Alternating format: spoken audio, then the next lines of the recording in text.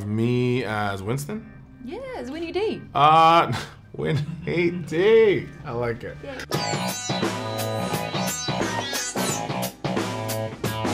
I was thinking about what the non-privileged version of Gabe would look like.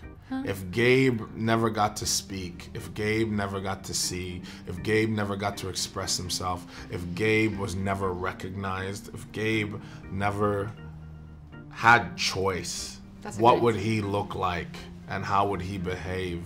You know, if you can't see, like, how tactile would you be and how much would you touch things? And once you got a hold of anything, would it get away?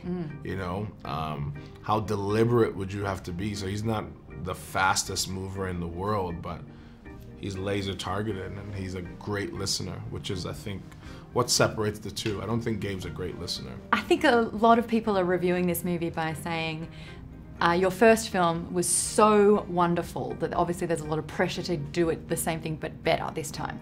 Was that the case? You know, I've been told a lot in the past couple of years that there's a lot of pressure. So yes, I felt a certain amount of pressure, but pretty early on in the process, you know, I realized I took, you know, some good advice from some good filmmakers. I realized the way I got to Get Out was by making my favorite film that I'd never seen. So when it came back down to Us, I knew the only thing I can really count on and look to is if I make my favorite project, that my favorite film I've never seen, that doesn't exist, then that's the real reward, and hopefully others will love it as well. He trusted me with it. He supported me all the way, and we went to some dangerous places together. Yeah, it's a horror movie.